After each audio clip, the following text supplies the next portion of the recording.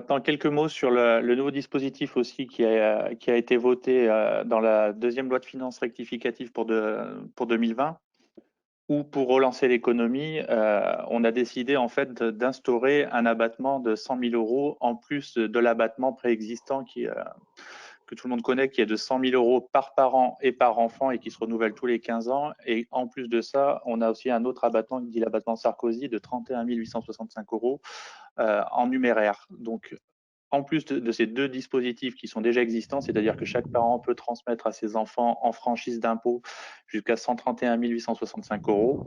Un nouveau dispositif de donation à hauteur de 100 000 euros en franchise d'impôt a été instauré. Ce qu'il faut avoir en tête, c'est que ce dispositif est assez limité dans le temps et vachement balisé.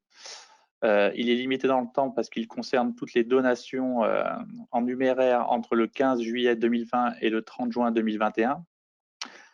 Il est vachement balisé parce qu'il ne touche que deux choses, c'est-à-dire que vous pouvez transmettre donc à vos enfants, petits-enfants, neveux et nièces donc cette somme de 100 000 euros. Mais pour faire quoi? Pour la souscription au capital d'une PME et à condition que cette PME, le souscripteur n'ait pas bénéficié de la réduction d'impôt Madelin de 25%, ou dans la construction ou des travaux liés à sa résidence principale, à condition que les travaux n'aient pas bénéficié du dispositif du site crédit d'imposition de transition énergétique. Donc on voit déjà que cet argent, c'est bien, cette mesure est bien, mais elle est vachement limitée dans les possibilités pour le bénéficiaire de bénéficier des deux carottes fiscales en même temps. Donc ça, c'est un peu dommage. Autre limite, c'est que ce dispositif, en fait, c'est 100 000 euros par donateur, ce qui signifie que si vous avez un parent qui a 4 enfants, il pourra donner au maximum 25 000 euros par enfant et plus 100 000 euros. Donc là-dessus aussi, il faudra avoir ce point de vigilance. Certes, ça ne l'empêchera pas de cumuler avec les 100 000 euros préexistants qui se renouvellent tous les 15 ans et le 31 865, mais c'est vraiment par donateur. Donc vous pourrez transmettre maximum 200 000 euros à vos enfants. Point de vigilance aussi à évoquer avec votre notaire, ça va être la donation simple, faire ça sous forme de donation simple ou faire ça sous forme de donation partage. Quelle est la problématique de faire ce genre de donation sous forme de donation simple?